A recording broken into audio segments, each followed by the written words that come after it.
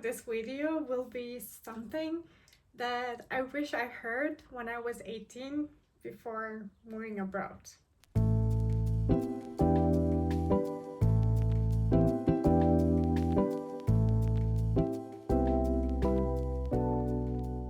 When I was 15, I had this dream of studying abroad.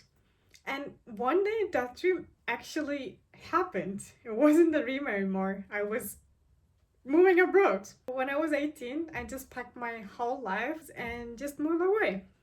Now I'm 23 years old and I'm still living abroad, and I love this life. I love it. It wasn't all smooth. There were a lot of challenges, a lot of lessons learned, a lot of obstacles, and so many memories along the way. So I just thought about making this video to share the experience. There are about 8 lessons I want to share. The first one. It is difficult. It is very difficult. When I was 15, I dreamt of this life, having my own life, making my own decisions, being the only person responsible. While it's an amazing experience, it comes with so many responsibilities. I mean, obviously, this is because also it's not a teenager life anymore, it's an adult life. But on top of that, being abroad, being alone, is so much more difficult. When I was 18 and just like very freshly moving away, I could only think about the independence it will bring me, the freedom, but the reality, it's hard. Especially when those moments that you're down, the reality hits very hard. It is challenging. Life is challenging. Being a foreigner where you don't even speak the language is even more challenging. But the second lesson is that it gets better. Like all the beginnings, it is very tough at the beginning. But by the time it gets better, believe me, it gets better. The more I settled, the simpler and easier it got. Those huge problems that I faced 5 years ago are, I don't know, basically minor inconveniences at this point. Because, first of all, I have learned how things work here. I have learned how to navigate the systems. I'm talking more about bureaucracy at this point. And I learned how to communicate, even when people don't really want to talk to you. These have contributed a lot into this getting better part. The third lesson. Cultural differences are a huge thing. No matter how much of an adaptive person you are, they are gonna trouble you. Some things will just blow your mind. You will definitely face situations that will push you way out of your comfort zone. It's a process of ups and downs, and this is one of the downs. But over time, you adjust. The fourth one, yes, the cultural differences are huge, but not every behavior can be excused by just saying it's a cultural difference. I've made a lot of mistakes, especially with my relationship with others. Yes, cultures shape behavior, but that doesn't mean that you should just tolerate things by saying, oh, they're doing this because it's their culture, if that thing goes against your values. Basically, if something deeply bothers you, doesn't matter if it seems to be cultural or if anything, just speak up.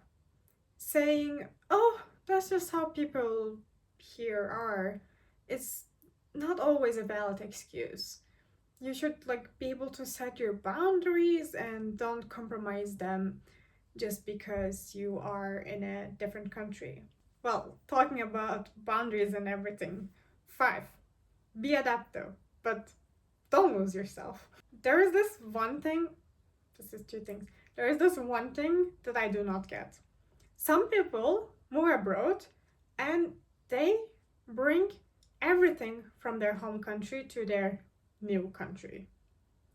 I genuinely don't understand this. Why are you moving if you don't really want to experience something new? Like, I guess that you could have different motivations. You could be moving for like better opportunities and something. But then so many people also complain that they're just not in contact with locals. If you want to be included, feel included, you need to learn their ways of life. You need to learn their pop culture. You need to learn what do they enjoy to do.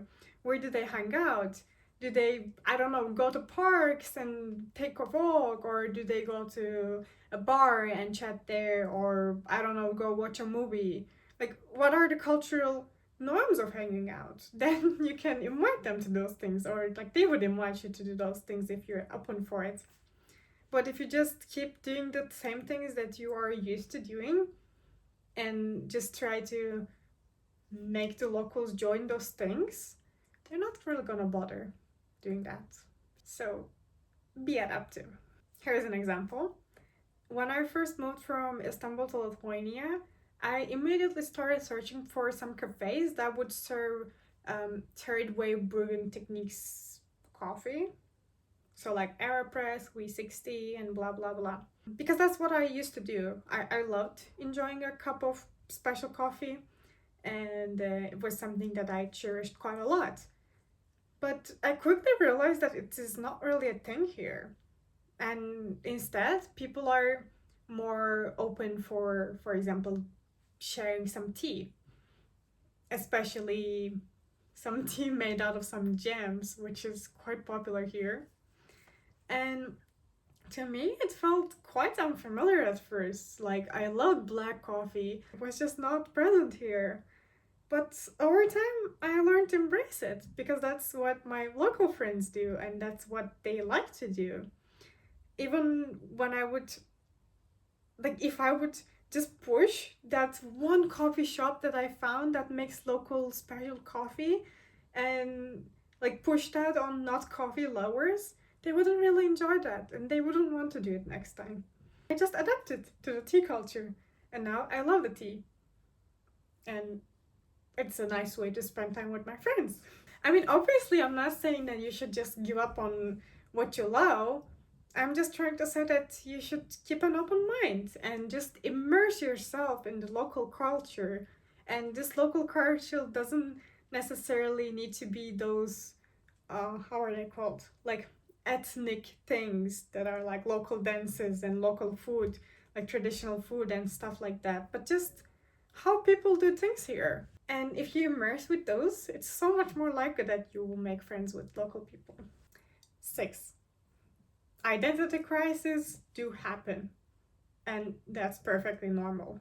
When I first moved, I would introduce myself. Oh, hi, my name is Eylül, I'm from Turkey. That felt like such a big part of my identity to be from Turkey. Now I just say, hi, I'm Eylül and I live in Lithuania. If the person's really interested in knowing where I was born, then, I mean, obviously I share that information, it's not confidential or anything, but honestly, I just don't feel connected to Turkey anymore. There are those moments when sometimes people ask me for some travel recommendations, like where to go, what to eat, and I don't know. I honestly don't know. Because first of all, the Eylül who lived there was 18 years old, like up to 18 years old. So she was a teenager. She enjoyed different things than me, 23-year-old me now. I just changed so much. So I don't know. I simply don't know. While this can feel unsettling to lose that sense of belonging to a place, I guess I realized that my identity is not about where I come from. It's shaped by what I have experienced and who I have become.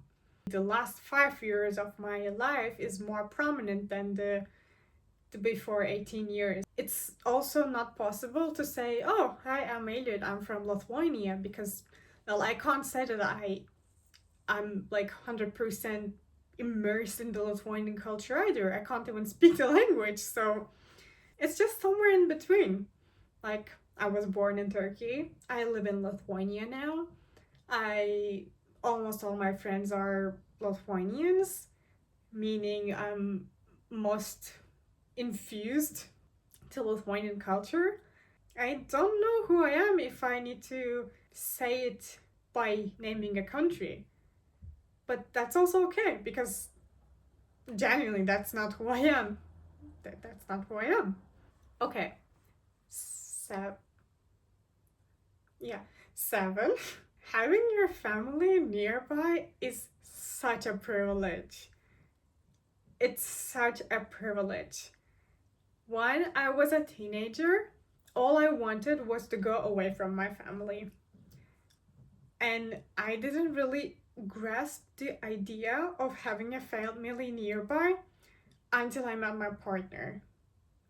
Because when you have a family nearby, life is just so much easier. You need to move apartments, you can just store your stuff in your family's home. You want to go for an exchange semester? Again, just store your stuff. You want to go for a trip for 2 months? Just leave your pet with them. Want to quit your job and do a startup? Just go with your family rent free. So many opportunities and privileges of having them around. I'm not saying this only in this like material ways, but also emotional ways, because they're there for emotional support. And when you just need a place to just be and go away from the adult life, well, there is a place which is physically close. Okay, 8. Last but not least, living abroad doesn't mean that you can't settle down. I got this wrong for so long. When you live abroad, it's easy to feel like everything is just temporary. You might think, oh, why would I decorate my apartment if I don't know how long I will stay here?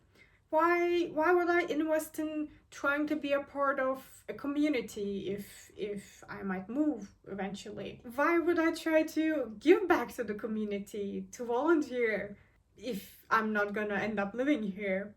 But to be frankly honest, that mindset just makes you feel empty.